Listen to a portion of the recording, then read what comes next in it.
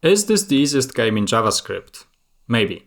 Is it a great way to learn and a nice tribute to video games? Definitely. Let's recreate this simple multiplayer variant of Pong.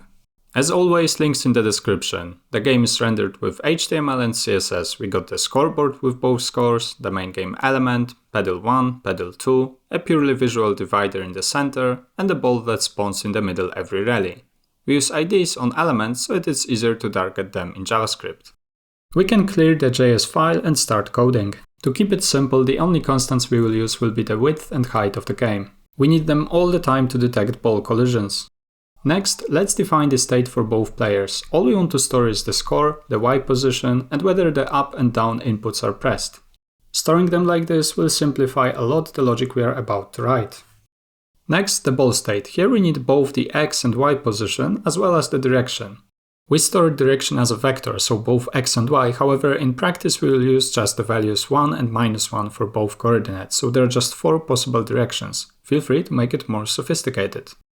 To know for certain which key is pressed at what time, we'll use a single function in both event handlers, key up and key down.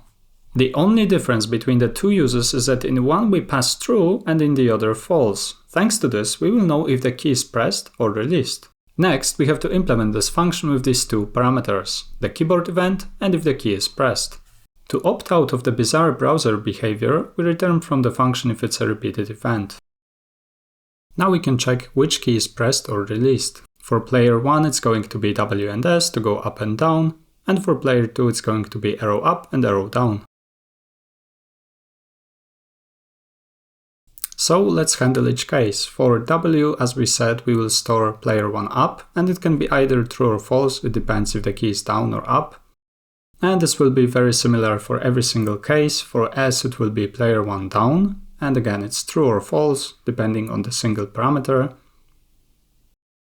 Now let's do arrow up, so player 2 up, and it's true or false, depending if the key is true or false. And finally arrow down, player 2 down, and can be true or false. And just like that we handled all the input events.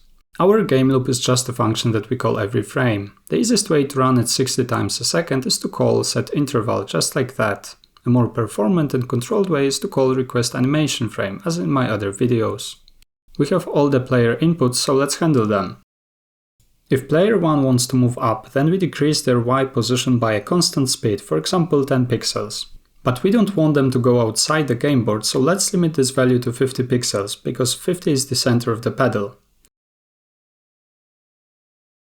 To go down, we do the inverse. We increase the position by 10, but limit it to the bottom of the game board, so game height minus 50 pixels.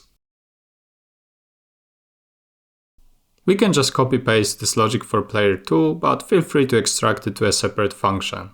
All I'm doing really is replacing player 1 with player 2 because the logic for their movement is exactly the same. To see the changes, we have to modify style top of both elements, pedal 1 and pedal 2. We target them easily with document getElementById, style top, and remember about the units, so pixels.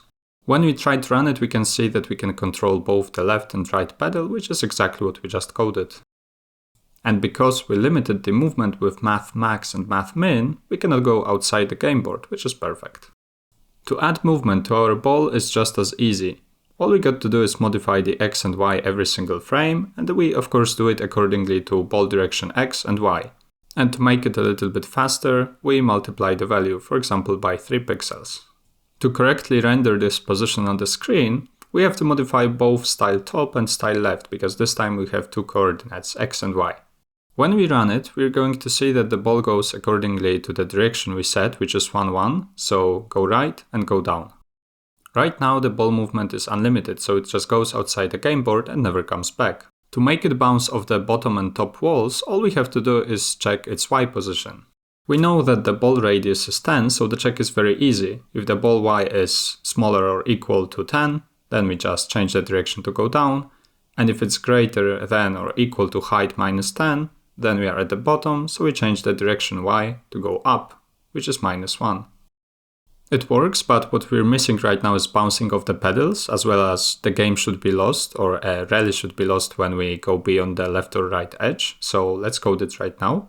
How do we check for a collision between a ball and a pedal? We need to check both the X and Y positions. First of all, the pedal width is 10 pixels and the ball radius is 10 pixels. And then the pedal height is 100 pixels, so half a size is 50 pixels, and the ball radius is 10 pixels. So the very easiest check is if the absolute distance between the center of the ball and the center of the pedal vertically is 60 pixels. And this was for the left pedal. For the right pedal, we do everything accordingly except now width minus 20 pixels, the distance again has to be below 60 pixels, and we change direction to -1, the X direction.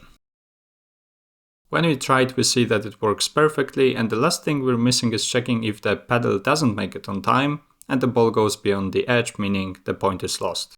These checks will be incredibly easy. All we got to do is again check the X position, but this time knowing that the ball radius is 10 if it's smaller than 10, and for the other side if it's greater than width minus 10 pixels. And let's create a new function handleWin, inside of which we'll handle whether player 1 or player 2 lost. So the only parameter we want is the winner index if it's player 1 or player 2, and we handle it accordingly, which means increase the score for whoever won. If player 1, then player 1 score increases, if player 2, then player 2 score increases. And once again we have to render this onto the view, so let's grab the elements score 1 and score 2, and we update their text with the new values we just set. Now our ball is outside the game board, so I suggest we reset its position as well. We set the X and Y to the center of the screen. And I suggest we randomly select the new direction for the ball. X and Y are either 1 or -1, so let's select randomly with a 50% chance which value it's going to be for both directions, and that's it. And congrats, that should be it. You should now see the simplest possible variant of the Pong game. I highly recommend you to improve it so you can make the speed go faster every single second of the rally. You can make the direction more interesting than just 4 possible values. And of course, try to remove all of the magic numbers and replace them with proper constants. And that would be it. Thank you very much and best of luck. See you. Bye bye.